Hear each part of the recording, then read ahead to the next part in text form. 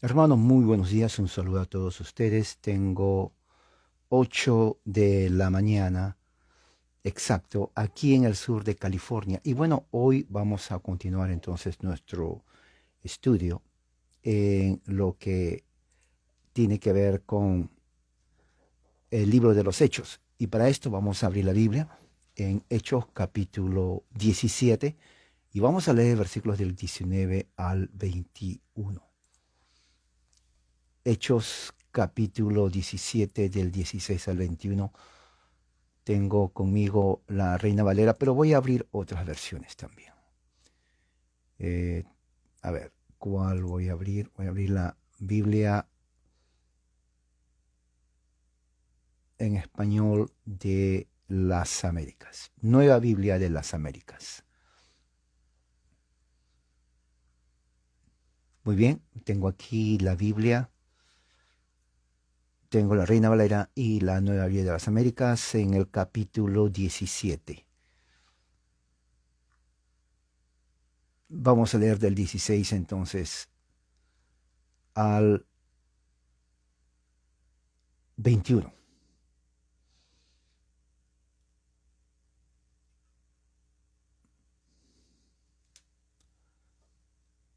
Ok, dice así la palabra de Dios. Mientras Pablo los esperaba en Atenas, su espíritu se enardecía dentro de él al contemplar la ciudad llena de ídolos. Así que discutía en la sinagoga con los judíos y con los gentiles temerosos de Dios, y diariamente en la plaza con los que estuvieran presentes. También discutían con él algunos de los filósofos, epicúreos y estoicos, y algunos decían: ¿qué quiere decir este palabrero? Parece ser un predicador de divinidades extrañas, decían otros, porque les predicaba a Jesús y la resurrección.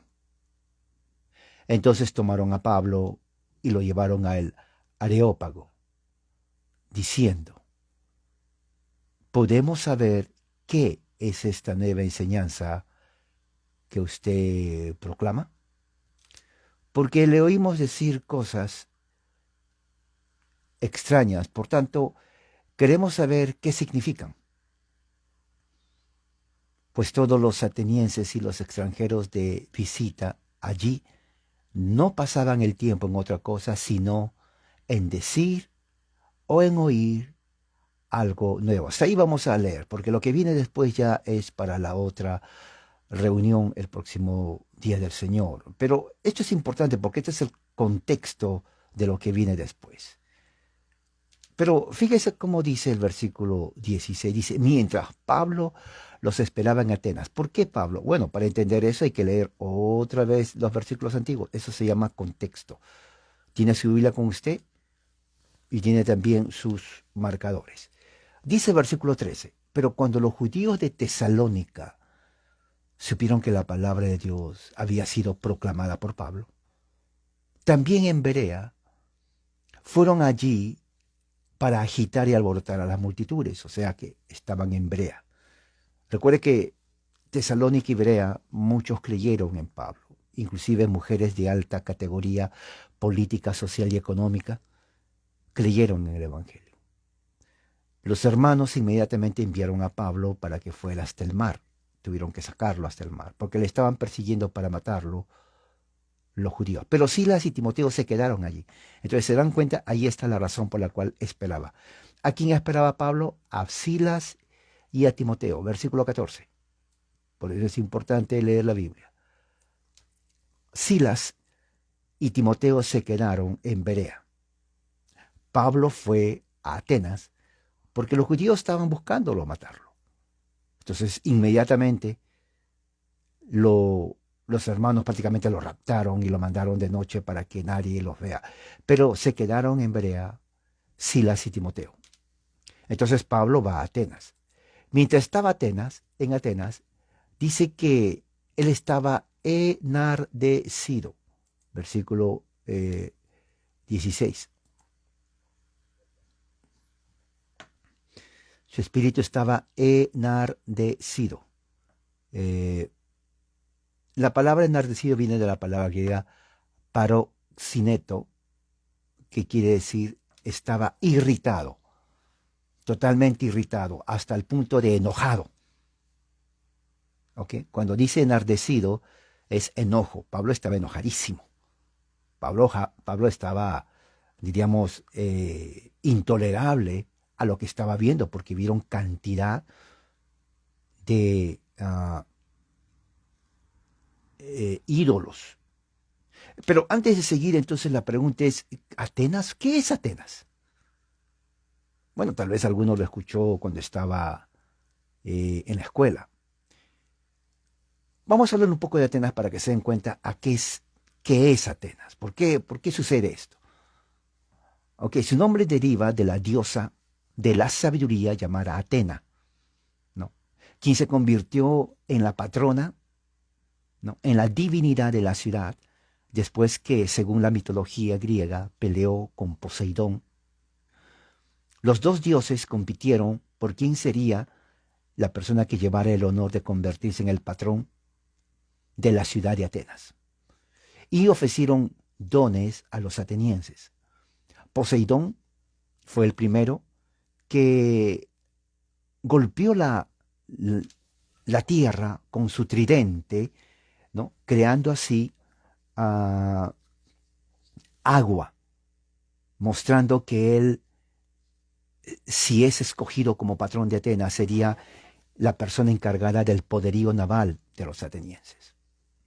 Y toda la gente se quedó impresionada por eso.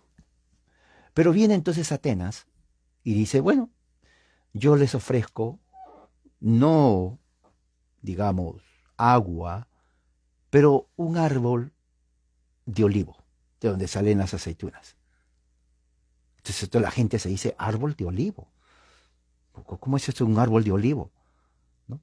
Y dice, porque el árbol de olivo, dice Atena, les va a traer prosperidad y les va a traer paz para siempre.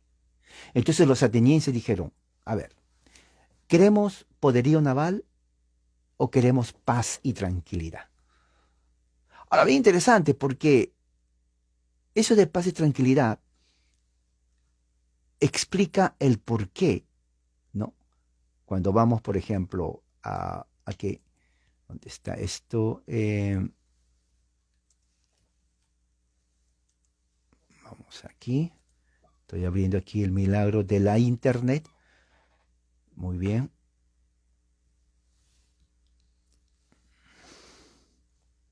¿Dónde está? Aquí está. Dice Pablo.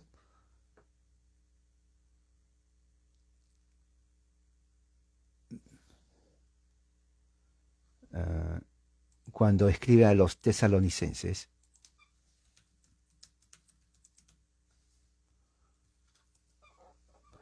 Está en Primera de Tesalonicenses 5:3. Pablo dice que cuando digan paz y seguridad, entonces vendrá sobre ellos destrucción repentina, como los dolores de la mujer encinta. Entonces muchos dicen, bueno, ¿a qué se refiere eso? Bueno, se refiere justamente al contexto social y político que están viviendo. Recuerde que en ese tiempo, cuando Pablo habla de paz y seguridad, el emperador de Roma era Claudio. Claudio fue un gran emperador, un hombre intelectual. De todos los emperadores, Claudio, es más, no quería ser emperador. Él quería solamente dedicarse a leer, escribir. Escribió la historia de México. Escribió la historia de Roma, ¿no? No de México, escribió la historia de Roma. Pero lamentablemente todas sus obras fueron destruidas. No quedó ni siquiera la primera página. Pero ¿cómo se sabe que escribió? Por los historiadores de su tiempo, que dan testimonio de que realmente él se pasaba escribiendo. Entonces, durante el tiempo de Claudio, Roma estaba en un apogeo de paz y de seguridad. Fíjese, exactamente como dice Pablo. Y fue así. Eso fue anudado justamente con la teología mitológica de los atenienses, los cuales los atenienses, de acuerdo a la diosa Atena, ella también prometía paz y seguridad. Entonces todo el imperio durante el tiempo de Pablo que estaba viajando, vio que la gente estaba en paz y seguridad. Entonces, pero claro, sin Cristo. Entonces Pablo dice, bueno, el contexto es paz y seguridad, pero no tienen Cristo. Entonces lo que va a pasar es va a venir que cuando sigan pensando que hay paz y seguridad, va a venir destrucción repentina. A eso se refiere. No se refiere a un fin del mundo, como dicen por ahí, que en 2000 años, nada de eso. Eso es interpretación fuera de lo que dice el contexto bíblico. Del punto de vista histórico, realmente, se refiere a ese tiempo, al tiempo de Claudio como emperador y al tiempo según lo que los atenienses y la mitología griega creía en cuanto a la promesa. ¿Por qué? Porque al final el pueblo ateniense, ¿no? Guiado por el rey Crecops primero, decide entonces rechazar el don de Poseidón y tomar el don de Atena, lo cual es hacer de Atena y Grecia paz y prosperidad. Entonces todo eso encaja exactamente con el pensamiento, y eso estaba en todo el Imperio Romano, ¿ok? Ese pensamiento de paz y seguridad. Por eso que Pablo habla, ¿no? En 1 Tesalonicenses 5:3, cuando digan paz y seguridad, vendrá destrucción repentina. Esa es la teología de Pablo. Entonces Pablo, mirando que la gente estaba en paz y en seguridad, porque así era, dice, bueno, esta paz y seguridad va a ser momentánea.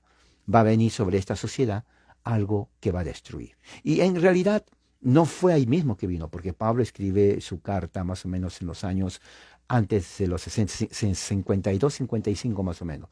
Entonces la destrucción que vino fue unos 15 años después, en el año 70, con la destrucción de Jerusalén.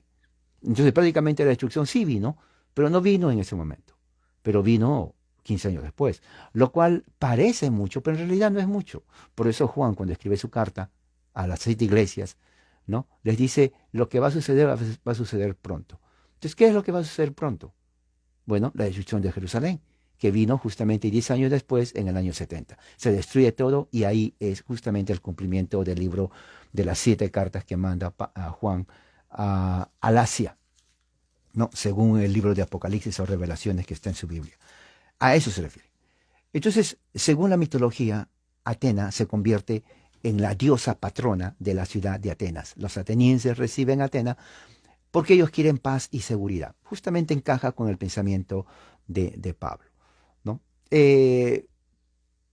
Dentro de la cultura romana, Atena es la equivalente a la diosa Minerva, ¿no? Minerva es considerada la diosa de la guerra, pero también del leer, de la educación. ¿Se dan cuenta? Así que si usted quiere aumentar su conocimiento cultural, educativo, para no caer en manos de la ignorancia que abunda en muchas partes del mundo, entonces sigamos el ejemplo de Minerva, en el sentido ah, de conocer. Pero eso es dentro de la mitología griega, que influyó mucho la mitología romana. Entonces, Atenas fue considerada, ¿no?, la patrona, la protectora de varias ciudades de Grecia, no solamente de Atenas, pero particularmente de la ciudad de Atenas donde estaba Pablo. Entonces, de ahí recibe su nombre, ¿no? Y ahí entonces está también el lugar llamado el Partenón, ¿no?, que está en la Acrópolis de Atenas, ¿no? El Partenón viene a ser prácticamente ah, un lugar, ¿no?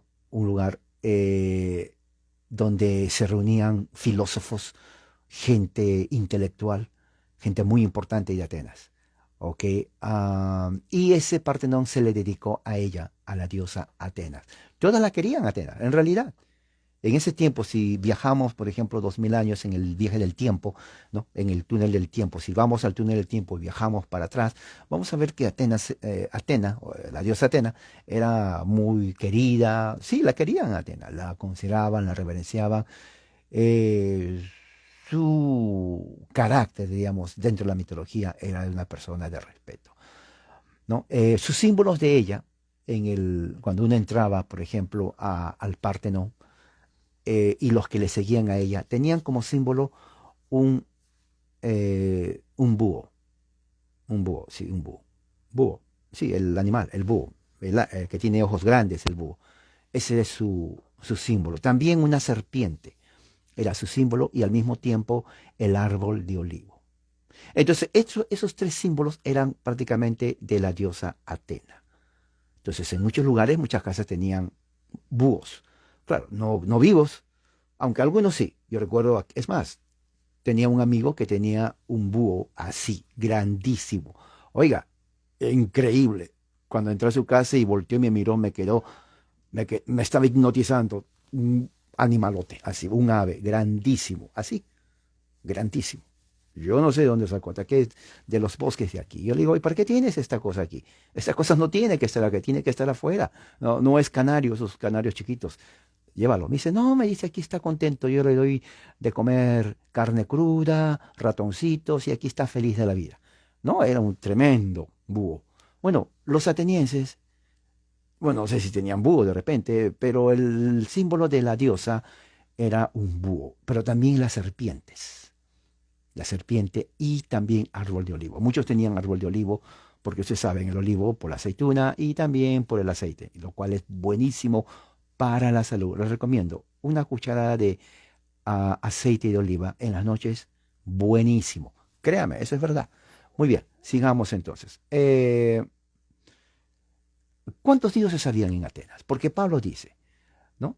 ¿Qué es lo que dice Pablo? Pablo dice aquí que, ah, 17, que mientras los esperaba en Atenas, su espíritu se enojaba, estaba enojadísimo, ¿no? Viendo la ciudad llena de ídolos. O sea, Pablo caminaba y seguro estaba, ¿pero qué es eso? ¿Y eso? ¿Y eso? Pero esta gente está, no, estaba enojadísimo Pablo. Era una pura idolatría. Oye, está en Atenas, Pablo, por favor. ¿No sabía que estabas en Grecia? ¿No estudiaste historia universal? Y bueno, eh, por si acaso, si hace usted viajes a Grecia, vaya a Atenas. Todavía existen los museos. Es buenísimo. Me gustaría ir. Creo que voy a ir. Señor, me ayude para ir por esa parte. Buenísimo. Son lugares históricos.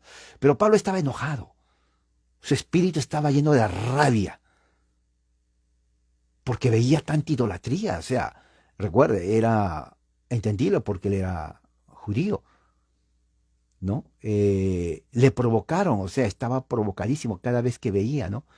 Estaba exasperado, ¿no? Irritado, ¿no? Prácticamente hablar con Pablo en ese momento era para que Pablo te dice, lárguese de aquí, porque estaba enojado, o sea, para que se den cuenta que Pablo se enojaba, ¿ok? Porque veía ídolos. La palabra que dice ídolo viene de la palabra griega que significa kateidoion. Kateidoion significa imágenes de ídolos, ídolos aborrecibles, ¿no? Ídolos aborrecibles. Eso es que traducen en el español la palabra, como dice aquí. A ver, ¿qué dice la Reina Valera de los evangélicos? Dice idolatría. Y aquí la Biblia de las Américas dice ídolos. En realidad, idolatría, ídolos no es lo que dice en el original. ¿Ok? El original, por eso que recuerden, ellos no hablaban español de España, ellos hablaban griego. Les recomiendo que compren una Biblia en griego. Y no, no, no lo compren, no lo compren. Vayan a internet, gratis, ni un penny, ni un centavo, nada, ni un peso van a gastar. Griego, griego, griego, griego, aprendan griego. En serio, los apóstoles no hablaron español de España, ellos hablaron griego. Ok, sigamos entonces. Entonces, la palabra que se traduce como idolatría es la palabra griega kateidolen, que significa imágenes grotescas, imágenes de ídolos, imágenes aborrecibles, totalmente despreciables. A eso se refiere la palabra kateido. Y eso lo usa Lucas. Recuerde que Lucas escribió su evangelio, su carta, unos 30 años después, más o menos. O 20 años, porque en ese tiempo, si no estaba con Pablo, le decían. Y recuerde, Lucas a veces no estaba también ahí. ¿Ok? Él tenía su profesión, ¿no? Y cuando escribía, escribía lo que se acordaba. ¿Ok?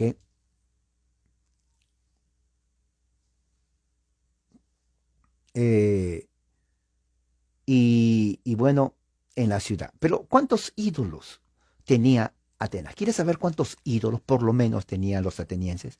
Para que se dé cuenta por qué Pablo estaba enojadísimo. Oiga, tiene que haber una razón. Bueno, aquí está. Más o menos habían 12 dioses que los atenienses creían cuando Pablo entra a la ciudad. El primero y el más principal, Zeus, ¿no? Era el dios del cielo. Es más, Zeus es el padre de todos los dioses griegos. ¿Se dan cuenta? Zeus, el padre de todos los dioses, el padre del cielo, ¿no? A quien el toro y el árbol, ¿no? Eran sagrados para él. O sea, ah,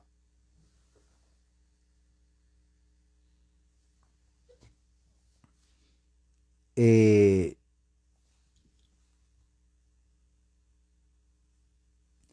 entonces Zeus es el dios principal de los atenienses y de Grecia. Él tenía dos hermanos. Sus hermanos eran Hades, que se traduce infierno, el infierno en griego, infierno, ¿no? Y Poseidón, a quien le venció Atenas, ¿se dan cuenta? O sea que Zeus tenía dos hermanos, Hades y Poseidón. Ellos reinaban en el mundo bajo. Porque la palabra infierno viene de la palabra inferno. Inferno es de nuestra palabra inferior, debajo. Entonces cuando alguien dice superior está arriba, inferior está abajo. Entonces el infierno son las partes inferiores.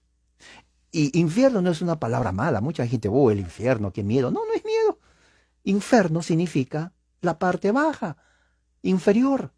Es como cuando alguien se sube al techo de una casa y le dice a alguien, ¿dónde estás? Estoy en la parte superior de la casa.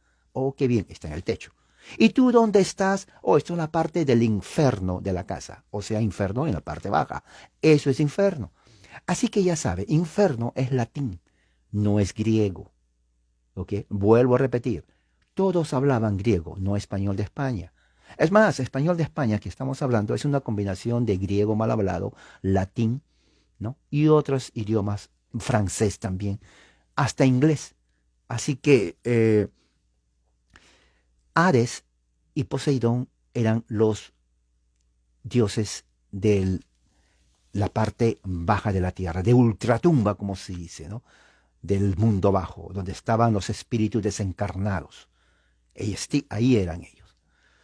Luego también estaba la hermana de Zeus, Hera. Entonces ya tenemos por el momento cuatro dioses. Zeus, Hades, Poseidón y su hermana Hera, ¿no? Ahora, Hera era la hermana de Zeus, pero también era la esposa de Zeus. Dirá, pero como que la hermana, bueno, mitología griega, ¿ok? Ella era considerada la reina de los dioses. Bueno, si Zeus es el rey de los dioses, bueno, entonces Hera es la reina de las dioses. Exactamente. Ella generalmente se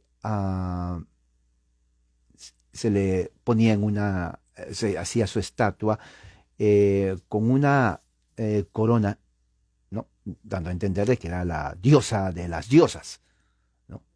Luego venía la más sabia de todos los dioses, sabia y sabio, Atena, la que estamos hablando, donde Pablo está, en Atenas. Atena era la patrona por excelencia, ¿no? De la ciudad de Atenas. Típicamente aparece, ¿no? Vestida de puro... hay diferentes estatuas. Estaba investigando. En Grecia, por ejemplo, lo ponen con un armamento, ¿no? Un uniforme. Así como cuando Pablo dice el yelmo de la salvación, la espada del espíritu, un montón de cosas. Pablo entonces está mirando ya sea a un soldado romano, muchos creen, pero también puede estar mirando a Atenas, porque Atenas estaba justamente vestida también en armamento de ese tiempo, porque era la patrona también del ejército de Grecia. ¿Ok? Tenía un casco, igualito como dice Pablo. Yo creo que Pablo miró a Atenas, ¿no? Un casco y también una espada. Fíjese, tenía una espada o una lanza, ¿no? Era también considerada la patrona de los que trabajaban en construcción, de los mercaderes, de las personas que hacían trabajos, ¿no? Y como ya dije anteriormente, su símbolo era un búho grandísimo. ¿Por qué el búho? Porque el búho desde la antigüedad, bueno, yo tengo aquí un búho, pero no tiene nada que ver con eso. Eh, Desde la antigüedad era caracterizado o simbolizado, ¿no? Como sabio, sabiduría. Y Atenas era considerada la más sabia de todos. Y también al mismo tiempo una serpiente, porque la serpiente era sagaz, sagaz. Y el árbol de olivo. El árbol de olivo significaba prosperidad. Prosperidad. Dentro de grupos que hacen mucho espiritismo y cosas así, el árbol de olivo es considerado así. Recuerde que en el Antiguo Oriente, hasta ahora inclusive, y mucho antes de Jesús, ¿no? Aceite de olivo era fundamental y tiene propiedades curativas. Un doctor en cardiología me decía, una cucharita de aceite de oliva en las noches es buenísimo. Y en serio, ¿ok? Aceite de oliva. Muy bien, sigamos entonces. Entonces, eh, luego viene Apolo, otro dios, ¿no? Apolo, que generalmente es representado con, es el dios de la música.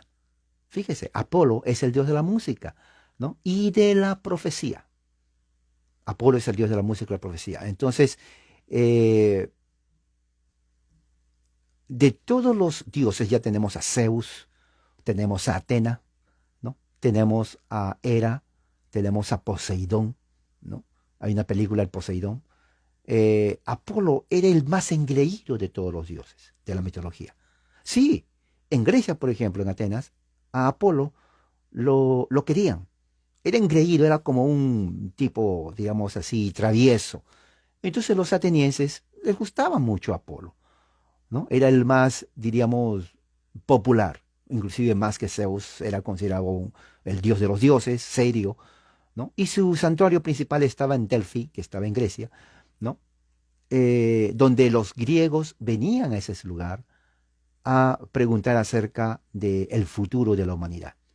O sea, si nosotros viajamos en el túnel del tiempo a Grecia y Atenas, vamos a encontrar que todos estaban preocupados en los dioses de ese tiempo, en el futuro. O sea, era una combinación, era algo fascinante. Yo me pongo a pensar y digo, wow, y aquí está el templo de Apolo, aquí está de Hera, aquí está de Poseidón, aquí está de Apolos, aquí está de Atenas, wow, increíble, todo eso estaba en Atenas, todo eso miró el apóstol Pablo, ¿no? Eh, y también, pero Apolos tenía una hermana, gemela igual que él, se llamaba Artemisa. Muchos confunden a Atena con Artemisa, pero son diferentes. Ok, ella es la patrona, ¿no? Reverenciada de los cazadores, porque en ese tiempo iban a cazar todo tipo de animal. Entonces ellos hacían sacrificios a sus dioses. Entonces Artemisa, ¿no? Si alguien conoce, yo he escuchado algunos nombres, algunas le ponen, oh, ¿cómo te llamas Artemisa? Bueno, si es Artemisa, si yo conozco alguna Artemisa, dígale, tu nombre es griego y la diosa tuya es la diosa de la cacería. Claro, no le va a entender nada tal vez, pero eso es así. Artemisa es la diosa de la cacería. Y bueno, y generalmente se le representa con un arco y una flecha, porque es la diosa de la cacería. Pero no solamente ella era también famosa, también tenemos aquí a Hermes. ¿Saben quién es Hermes, no? Bueno, ustedes han visto zapatillas en donde aparecen unas alitas al lado de las zapatillas. Ok, imagínense que estas son las zapatillas, aquí va el talón, ¿no? Uno se pone el pie, pero aquí hay unas alitas y al otro lado unas alitas. ¿Sabes por qué es eso? Bueno, muchos dicen, bueno, qué bonita las alitas. Bueno, es porque están, diríamos, tomando la figura de la deidad mitológica griega Hermes. ¿Ok? ¿Por qué? Porque él es considerado Hermes el mensajero, el apóstol de los griegos, el heraldo. Pablo usa la figura de Hermes para hablar acerca inclusive de la misión de los apóstoles cuando van los pies de los heraldos del Evangelio, ¿no? Cuando van a predicar. Es más, él mismo se consideraba hasta cierto punto un Hermes. Claro, él no creía en eso, pero recuerde, Hermes es la figura de los que viajan llevando buenas nuevas. La palabra evangelio son dos palabras griegas, significa buenas nuevas. Y por eso cada vez que alguien venía a cualquier ciudad romana trayendo buenas nuevas del imperio, entraban en caballos, ¿no? Los heraldos, y tocaban la trompeta, así como Pablo usa cuando dice, y la trompeta se tocará cuando venga Jesús. ¿De dónde saca Pablo esa figura? No es que va a haber a alguien en el cielo tocando una trompeta, eso no va a ser. Esas son figuras retóricas. Lo que Pablo está diciendo es, Pablo decía, oh, hay un romano, viene en caballo, está tocando la trompeta. ¿Para qué? Oh, va a dar unas buenas nuevas. Entonces Pablo toma la figura del caballo, el jinete, la trompeta, buenas nuevas, y dice en sus cartas, porque vendrá con sonido de trompeta a dar el mensaje del Evangelio. Aparecerá. Entonces todo eso que Pablo dice en el Nuevo Testamento, él no lo inventa. Pablo ve lo que está pasando. Es como, por ejemplo, la tecnología, celular, laptop, ratón o mouse. Entonces yo comienzo a decir, voy a mandar mi mensaje a través de un celular. El celular entonces va a ser posible porque tengo aquí una laptop y el ratón me va a ayudar. ¿De dónde saco yo esas palabras? Yo no lo estoy inventando. Son cosas que suceden, que todo el mundo sabe. Es lo mismo en el tiempo de Pablo. Cuando Pablo habla de una trompeta se va a tocar y todos se van a reunir y van a venir en caballo y el mensaje. Eso es lo que está pasando en el Imperio Romano. Eso es lo que hacían los heraldos. Ellos entraban a los pueblos brum, brum, brum, brum, y se escuchaba todo el sonido de los caballos en la tierra. No sé si ustedes escucharon cuando los caballos, aquí hay las planicies de los caballos, y cuando corren los caballos, oiga, la tierra tiembla. Son los caballos. ¿Ok? Son los caballos. Entonces, ¿qué es lo que pasa? Entonces la gente dice, "Oh", y ya venía el principal con la trompeta, ta, ta, ta, ta, ta, ta, anunciando. ¿Se dan cuenta? Pablo utiliza la misma figura y la trompeta sonará, to, to, to, to, to, ¿anunciando qué? Anunciando, y venía la persona y sacaba la buena nueva. A partir de ahora, esta es la buena nueva. Entonces todo el mundo escuchaba la buena nueva. Eso es la palabra en griego que Pablo utiliza para decir, por eso Pablo dice evangelio de Dios. Mire el posesivo de Dios. De Dios. O sea, no era cualquier evangelio, era de Dios. Entonces, ese es el evangelio. Todas esas figuras mitológicas, Pablo los usa. Entonces Pablo está aquí. Entonces Hermes viene a ser eso. Pero hay otro dios también, Afrodita, ¿no? Afrodita es la más, diríamos, favorita de todas las griegas y de las mujeres atenienses, porque era la diosa del amor. Sí, cuando alguien estaba enamorado o estaba en amor en esos tiempos, entonces iba al templo de Afrodita y le rendía cultos, le rendía sacrificios a Afrodita porque estaba en amor o porque quería buscar un amor. Entonces Afrodita representa la diosa del amor. A diferencia de Atenas, que era también muy querida, la segunda más querida era Afrodita. Créame, todos ahí con Afrodita. Le hacían poemas, cantaban a Afrodita o se inspiraban. De ahí nace lo que se conoce ahora como canciones románticas. Canciones románticas, muchos dicen, oh, las canciones románticas salieron con los Buki, o los Panchos, o Camilo Sesto, o Nino Bravo. No, no, no, ellos no tienen nada, ellos no inventaron absolutamente nada de esas canciones. Eso viene de los griegos, porque Afrodita es la diosa del amor. ¿Ok? Muy bien. Pero no solamente eso. El amor generalmente se tiene que festejar. ¿Y cómo se festeja el amor? Ya sea con una buena cena o con un vino. Y aquí aparece Dionisio. Dionisio es el dios del vino y del teatro, del pasar bien. Dionisio viene a ser el dios de la fiesta. Entonces, Grecia tenía viñedos por todas partes.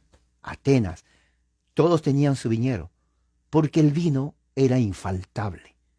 ¿Ok? Tomar vino no es pecado, ¿ok? Yo tengo aquí unas botellas de vino, no me emborracho, pero vino es bueno. Lo vuelvo a decir a mi doctor, el cardiólogo. Él dice, no solamente el aceite de oliva es bueno, pero también el vino es bueno. Es más, la comida mediterránea viene de ese tiempo. Les recomiendo comida mediterránea. Buenísimo, buenísimo. en fin. Y bueno, Dionisio es el dios del vino. Pero también está Ares, la diosa de la guerra. Cuando había guerra, entonces habían generalmente dos, Ares y también Atena, las dos, ¿no? Y también el cojo Efaístos. Efaístos, ¿por qué era cojo? Porque él era el dios de los que trabajaban en metales, del trabajador, diríamos, informal, ¿no? Del que trabajaba en metales, y había mucho trabajo en metal. Entonces era el dios de los metales. Entonces, ¿cuánto tenemos? A ver, tenemos Efaístos, Dionisio, Ares, Afrodita, tenemos también Hermes, tenemos Artemisa, tenemos Apolo, tenemos Atenas, tenemos Hera, tenemos Ares, tenemos Poseidón y tenemos Zeus, 12 dioses de Atenas. Eso es lo que vio Pablo cuando entra a Atenas. Eso es lo que le enardeció, lo que le enojó. Estaba, pero que hervía la cara de Pablo, estaba roja, salía humo por sus orejas, estaba enojadísimo Pablo, ¿no? Sí, muchas veces dice, bueno, pero Pablo era santo, él era muy apóstol. Bueno, sí, apóstol, santo, pero se enojaba. ¿Okay? O sea, era fosforito, realmente, se le prendía la cabeza y era fosforito. En serio, muchos no creen, sí, sí, así era. Entonces, ¿por qué también? Porque ellos, los griegos, adoraban en esos lugares. Tenían santuarios, ellos adoraban, de acuerdo a la naturaleza de su deidad en particular. Dentro de cada ciudad, dentro de cada pueblo, tenían un altar dedicado a uno de estos 12 dioses que ellos creían, ¿no? El santuario está bien adornado, ¿no? De verdad, está bien adornado. Algo parecido es los santuarios que hacen los católicos en México a la Virgen de Guadalupe. Aquí, por ejemplo, hay muchas familias mexicanas, católicos, y afuera de su casa, un día, es más, si salgo hoy más tarde, le voy a tomar foto. Muchas familias, no todas, pero muchas familias mexicanas católicas, que obviamente creen en la Virgen María de Guadalupe, han hecho un pequeño santuario afuera de su casa, donde está la Virgen de Guadalupe, está encerrado. Oiga, lo han adornado de una forma increíble, muy, muy bonito. Lo han hecho todo su esto, y claro, es igualito. Ellos tal vez no saben, pero así hacían los griegos. Así lo hacían a Minerva, así lo hacían a Atenas, así lo hacían a Poseidón, a Zeus, a Apolos. A todos ellos lo hacían eso. Y al mismo tiempo ellos ofrecían ofrendas a los dioses. Eran votos, decían, por ejemplo, Afrodita, la mujer del amor, digo, la diosa del amor. Le decían, bueno, Afrodita, me quiero casar o búscame una pareja. Entonces le traían una ofrenda. Así, le traían una ofrenda a Afrodita. Y bueno, esperaban que Afrodita haga un milagro. No sé cuántos milagros hizo, eso no se sabe, pero es lo que ellos hacían, ¿no? En las casas de ellos. Hacían sacrificio de animales también, sacrificaban toros. Oiga, sacrificar toro, ¿usted ha visto un toro? ¿Usted ha visto un toro? Matar a un toro no es fácil, ¿ok? No lo quiero hacer tampoco, pero lo sacrificaban porque era la creencia de ellos. Bueno, los hebreos hacían lo mismo también, ¿ok? Y lo hacían con miles y miles de carneros, ¿ok? Gracias a Dios que ya no se hace eso hoy, ¿ok? Y bueno, tenían fiestas, festivales religiosos, festivales literarios también. Llenaban, o sea, los griegos eran una cultura totalmente increíble. Por eso que cuando los romanos invaden Grecia o, o toman posesión, exclusivamente de Atenas, los romanos eran una cultura bruta, ¿ok? Le quiero decir, eran brutos. Entonces, cuando toman Atenas y van a Atenas, los romanos se quedan, pero en cuestión de cultura, pues no eran nada, ¿no? Los atenienses eran gente muy culta, gente que refinada en su forma de ser, totalmente opuesto a los romanos. Y los romanos aprendieron mucho de la cultura griega a través de Atenas, ¿no? Muchos dejaron de ser brutos y comenzaron a educarse, porque así era esa cultura, los atenienses, ¿no? Los romanos eran diferentes. En fin, eso es Atenas, la ciudad donde Pablo entró. Y dice que su espíritu se enojó, estaba endurecido, estaba totalmente enfurecido. Enojado Pablo estaba por lo que vio, por todo esto que les estoy diciendo que él vio. Y justamente ahí estaba la estatua de la diosa Atena, la principal, la principal. Y todos la querían a ella. ¿Ok? Pero en Atenas también había sinagoga de los judíos. Versículo 17. Él discutía con los judíos y los piadosos, dos grupos, los judíos y los piadosos. Los piadosos eran gentiles que aceptaron la fe hebrea, dejaron el paganismo, dejaron de creer los dioses de la mitología griega y aceptaron a Yahweh y asistían a las reuniones de los judíos.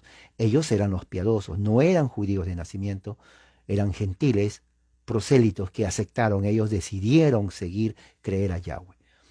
Y en la plaza cada día, porque recuerde, Atenas era una ciudad cosmopolita, ¿ok? Cosmopolita, cosmo, mundo, polita, o sea, pueblos, variedad. Entonces, todos estaban ahí. La gente intelectual iba ahí. O sea, el ocioso no iba ahí, realmente. O sea, aquel que le gustaba solamente jugar, increíble. Aquel que le gustaba jugar se quedaba en Roma. Pero aquellos que querían cultura iban a Atenas. Yo creo que hubiera estado en Atenas ahí. Créame, ahí sentado, escuchando, tal vez debatiendo, hablando, intercambiando. Bueno, Pablo estaba ahí. Y Pablo se quedó sorprendido. Yo creo que fue la primera vez que Pablo viaja ahí, porque por lo que dice estaba sorprendido, fue la primera vez. Entonces dice aquí que él estaba, la palabra discutir viene de la palabra griega que significa conversar, ¿no?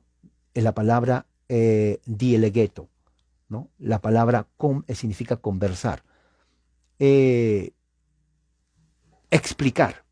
O sea, no era un debate, pero era como, a ver, ¿cómo le puedo decir? Bueno, no había libro, pero es como cuando alguien da una disertación, ¿no? Una cátedra, una disertación. Y Pablo estaba hablando. Pablo comenzaba a hablar a los judíos acerca de lo que dice ahí de la resurrección de Cristo, como los profetas antiguos apuntaron a Jesús, como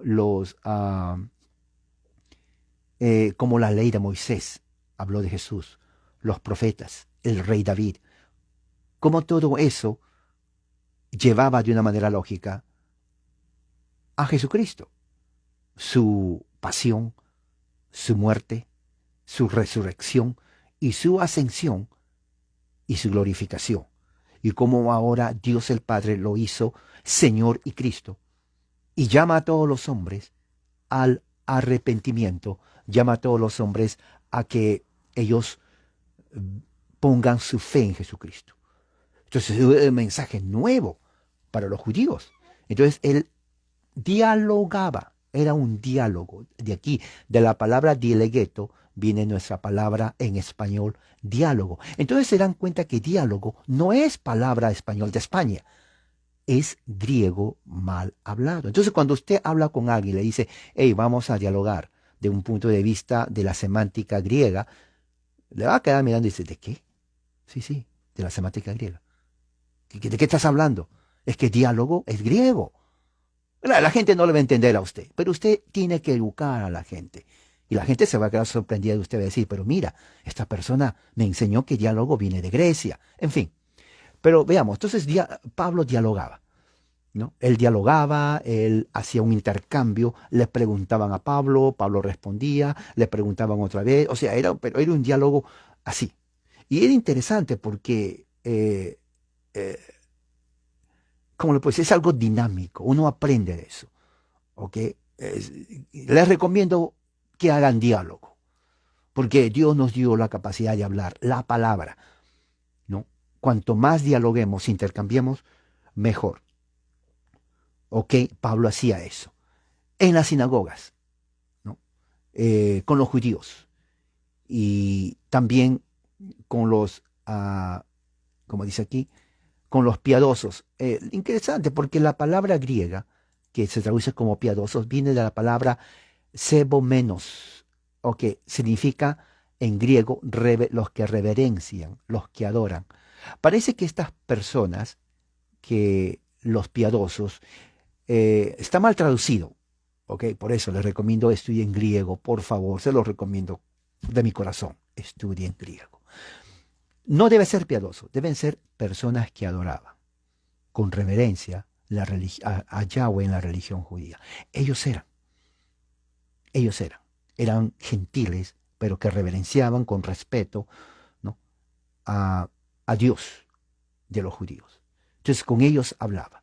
Y ellos tenían cantidad de preguntas. Oiga, si alguien va y les habla de la resurrección en ese tiempo, más de una mano decía, Pablo, disculpa, sí, explícame más, ¿cómo es que un muerto resucita? Yo le apuesto todo mi salario que eso fue más de una pregunta. Ah, una pregunta por aquí. Sí, a ver usted, señor ateniense, ¿qué quiere preguntarme? Explíqueme cómo un muerto resucita. Bueno, Pablo decía, de acuerdo a las escrituras hebreas. Otra pregunta, ¿cuáles son las escrituras hebreas? Aquí somos griegos.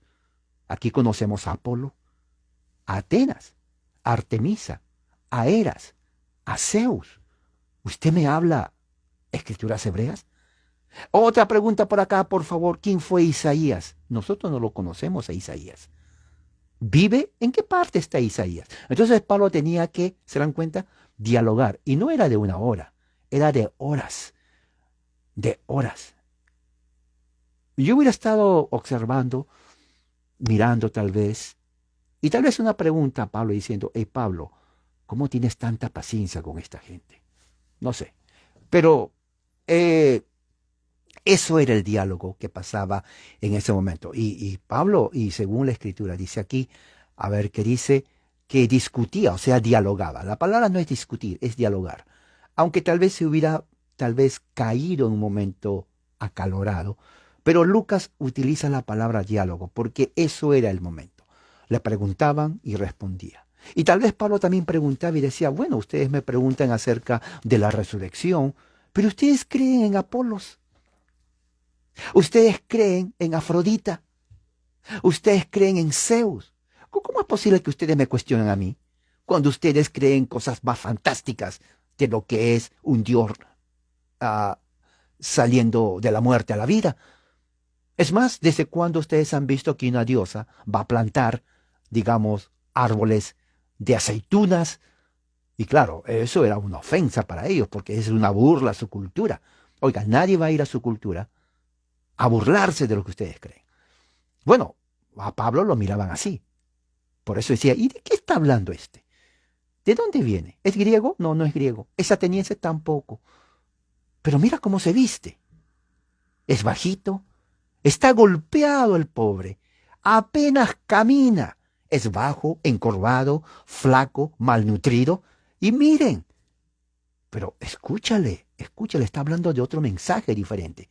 Bueno, vamos a escucharle a ver qué dice este forastero, o como lo llaman en otros lugares, extranjero, porque venía. Entonces él comenzaba a hablar así. Pero dice ahí aparece otro grupo. El grupo de los filósofos más conocidos y famosos de ese tiempo eran los epicúreos y los estoicos.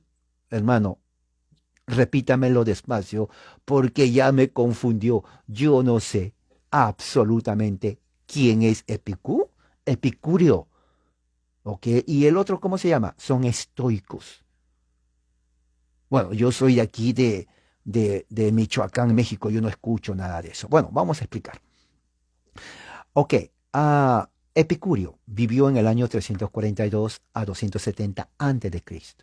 No, él enseñó que el propósito de la vida era el placer y la libertad del dolor. Muchos creen que fue influenciado por Buda. Sí, Buda. Buda. Sí, de la China, de la India, de Japón. ¿Por qué? Porque el budismo también enseña casi lo mismo. Entonces, lo cual no sería raro. Estamos hablando 342. Ya el budismo había florecido en la parte del Asia lejana. Entonces, hay contacto desde el punto de vista histórico donde el budismo fue a Grecia. Uno dice, ¿cómo que el budismo fue a Grecia, hermano? Oiga, ¿cómo viajaban las antigüedades? En barcos. Había mucho comercio. Había un gran comercio entre la India, China y la parte esta del Asia y de Europa. Claro que sí. Entonces ellos no solamente traían mercancía. Recuerde que la religión en el tiempo antiguo era pura, bueno, la cultura era pura religión. Usted no era quien era si no sabía cuál es su religión. Por eso, a diferencia de hoy en día, uno estaba marcado por su religión. Si usted era de la China, budista o confuciano. Ya, así es. Si usted era de Grecia o Atenas, era tal vez socrático, ¿no? Aristoteliano, ¿no? O de Platón, o de cualquier otro filósofo famoso que dio Grecia. En ese tiempo estaban los epicúreos, seguidores del gran Epicurio, ¿no? Cuyo propósito, filosofía era el propósito, era el placer de la vida. Oiga, hay que gozar la vida. ¿Para qué estar en estrés? Yo no quiero estar en dolor. Hay que gozar la vida. ¿Ok? Hay que estar libre de dolor, de pasiones y de temores. Eso no ayuda para nada. En cierta medida los epicúreos llevaban una de las vidas, diríamos, más, muchos llaman irresponsables de todos, porque a ellos no les importaba nada. Dice, oye, pero va a haber una guerra, va a haber una invasión. Quiero seguir gozando la vida. Pero no sabes, no tienes miedo. El miedo a mí me causa dolor. Por lo tanto, rechazo el miedo. Yo quiero vivir la vida. Quiero estar en libertad. Esa era la filosofía de ellos. Y luego estaba también el gran Cipriot Zeno, que vivió también contemporáneo de Epicurio, ¿no? Él fue el fundador de la escuela estoicismo. Su nombre, Cipriot Zeno. Estoicismo. Él enseñaba vivir en armonía con la naturaleza y depender en la razón y en los poderes suficientes de uno. O sea, era un humanista, pero también era una persona, diríamos, no vegetariana, aunque comían vegetales, pero amante de la naturaleza. Los árboles, ¿no? El sol, la energía del agua, los pajaritos, estar en comunión con toda esa energía de la naturaleza. ¿Me entiende? Y también razonar. Tengo que pensar y yo tengo cualidades propias. En cierta medida no está mal porque el hombre tiene cualidades, usted tiene cualidades. Pero claro, estamos hablando de un punto de vista de personas paganas, gentiles que no conocen al Dios de las Escrituras. Entonces tenían cantidad de seguidores. ¿Ok? Lo común en estas escuelas era la paz mental. ¿Ok? La paz mental. Tener un alma en paz. Entonces, cuando viene Pablo a hablar de que Jesucristo murió y resucitó, entonces dijeron, ¿qué está hablando? ¿O está diciendo que murió uno y resucitó? ¿Quién es? No sé, acaba de aparecer, pero por su lenguaje parece que es romano, judío. Mira cómo se viste. A ver, tráigalo, vamos a escucharle. Tenemos que hacerle preguntas. Y nuestra clase, ¿cuándo vas a continuar de filosofía? Después continuamos la clase de filosofía, alumnos socráticos. Vamos a escuchar ahora al que viene allá. Él es extranjero, tenemos que saber qué filosofía está trayendo. Tráiganlo entonces. Muy bien. Entonces Pablo comienza a hablar con ellos. Por eso dice aquí, lo llaman palabrero. Ahora, ¿por qué dice la palabra palabrero? Interesante. ¿Quieren saber de dónde viene la palabra que se llama palabrero? Dice, muy bien, eso está en el siguiente versículo. Dice así, los epicúreos y también eran filósofos de estos, seguidores de estos filósofos, y viene de la palabra espermólogos. Parece que espermólogos, alguien dijo espermatozoide. Bueno, de ahí también es la raíz de eso. Pero espermólogo significa eh, alguien que recogía las semillas, alguien que recogía las semillas, que absorbía semillas. De ahí viene la palabra esperma. La palabra esperma de nosotros, que tenemos español, no es español de España, es griego, ego, ¿ok? Medicina está lleno de términos griegos. Así que ya está aprendiendo griego. Esperma es griego, significa semilla. Entonces, espermologos viene a ser, logos es palabra. Entonces, viene a ser el que absorbía en lenguaje popular, absorbía todo tipo de palabras, de ideas, y comenzaba a hablar. ¿Me entiende? Era aquel que no le importaba si era verdad o si era mentira. Simplemente repetía y mezclaba cantidad de doctrina y filosofía. Por eso lo llamaban palabrero. ¿Me entiende? Como el charlatán. El charlatán habla, sí, y tiene mucho que hablar el charlatán. Por eso lo llaman charlatán. Pero lo que habla no tiene sustancia. Porque él habla de aquí, de aquí, de aquí, de aquí, de aquí. Habla de todas partes. Entonces creían que Pablo era ese. Era un escogedor de esperma, o sea, un escogedor de semillas, de ideas, un hablantín, ¿no? Eh, Puro chamullo, ¿no? Ah, charlatán. Pero vamos a escuchar qué dice, porque dijo algo que nunca escuchamos, que un muerto resucita. A ver, ¿qué es esto? Y bueno, así fue que se reúnen los epicúreos alrededor de Pablo a escucharle lo que estaba hablando. Y alguien dice, parece ser predicador de divinidades extrañas, ¿no? Dice, parece ser. O sea, era de deidades, viene de la palabra daimonio, ¿no?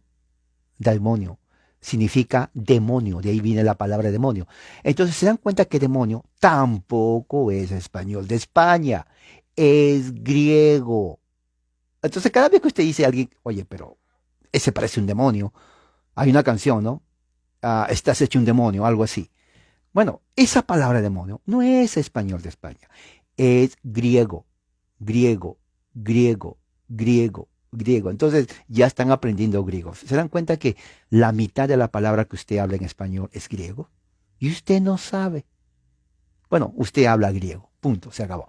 Entonces decían, no, está hablando de secno daimonión. Secno daimonión. ¿Qué significa secno? De ahí viene la palabra eh, secnon, que viene la palabra foráneo, extranjero. De ahí en español xenófobo. ¿Ha escuchado la palabra xenófobo? O sea, fobia al extranjero, ¿no? Muchos dicen, oh, pero vienen en mi país, están llenando mi país, como por ejemplo aquí en Estados Unidos, cuando vienen, por ejemplo, personas de forma ilegal a los Estados Unidos, que está lleno de forma ilegal. Entonces, están en desacuerdo a la inmigración ilegal. Yo estoy en desacuerdo a la inmigración ilegal, sinceramente. Pero la izquierda, ¿no? Que son los buenistas hipócritas, dicen, oh, ese es un xenófobo. Xenófobo, ¿pero por qué? Porque das en contra de los extranjeros. No, no, yo soy extranjero. En este país soy extranjero, claro, soy ciudadano. ¿Cómo voy a estar yo en contra cuando yo mismo soy extranjero? No, no, lo que estoy en contra es de la inmigración ilegal, que es diferente. Eso es diferente, es como que yo voy a su casa, usted no me invita, abro la puerta de su casa, me siento como y me voy. Oiga, usted no va a estar feliz de la vida diciendo, ¿qué le pasa a este? Ni siquiera toca la puerta, entra como si nada, come y se va. No, hay que pedir permiso. Buenas tardes, ¿me permite entrar a su casa a tomar desayuno, por favor? Estoy de hambre, le aseguro que voy a lavar sus platos. No, no, entonces, xenófobo significa, xecno significa Dios extranjero, foráneo. Y la palabra Dios, que dice ahí Dios es extraño, en realidad no es dioses, es la palabra daimonión, que viene de la palabra demonio. ¿Por qué daimonión? Porque daimonión es una palabra que significa una deidad mala, cuyo espíritu es negativo. Entonces ellos decían, oh, Pablo está hablando acerca de dioses extraños, pero que son malos. Fíjese la idea. ¿Por qué decían ellos? Porque ninguno, porque Pablo mencionaba así a Jesús o a Dios, pero como no era del panteón de los dioses de Apolo, Zeus, Minerva, Atenas, Eras, Afrodita, ni nada de esos, entonces dijeron, bueno, esos son dioses malos, no pertenecen a nosotros. Entonces por eso dice dioses malos extranjeros. Era un proclamador, y la palabra proclamador viene de la palabra griega un anunciador, un reportero. O sea, era un eras, ¿no? Así más o menos lo ponían, ¿no? Porque habla de Jesús y de la resurrección, ¿no? Porque él estaba proclamando el Evangelio. Entonces vemos aquí de que, y aquí nos vamos a quedar para continuar la próxima semana. Entonces vemos de que Pablo entra a Atenas y como ya describí cómo es Atenas, la reacción de Pablo es de enojo. No sabía por dónde empezar, entonces bueno, voy a ir con los judíos. Pero el mensaje de la resurrección de Cristo trajo mucho problema a Pablo. Le escucharon. Lucas, cuando vamos a leer la semana que viene, narra un 10% de lo que Pablo habló. El 90% de lo que Pablo habló ya no lo vamos a saber de qué habló. No lo puso, se olvidó. Recuerde, no había, nadie grababa, solamente era memoria. Es como ahora, por ejemplo. Una vez que termine y le preguntamos, ¿de qué habló? Créame, si usted recuerda el 5%, le voy a felicitar. Porque la mayoría se va a olvidar. Bueno, en ese tiempo se olvidaron. Entonces, Lucas lo que recuerda, lo escribe. El resto ya no se acuerda. Entonces, le escuchan a Pablo, a Atenas, predica por primera vez en frente de los epicúreos, de los estoicos y de los seguidores de los cultos de la mitología griega. Qué interesante. Me gusta a mí eso. Honestamente, si hubiera en este momento viaje al pasado, entro al túnel del tiempo y me voy a ese lugar de Atenas. Pero me voy con mi celular para tomar foto. A todos los templos, a todo, para regresar y enseñarles. Porque es fascinante, sinceramente. ¿Okay? Bueno, aquí vamos a terminar y seguimos con la predicación. Esto fue una introducción a lo que dice Pablo. La próxima semana.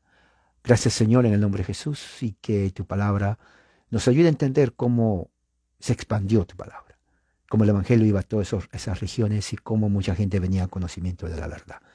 Que este día podamos seguir aprendiendo más en el nombre de Jesucristo, nuestro Señor. Amén, hermanos, que tengan un excelente día del Señor en el nombre de Jesús. Amén.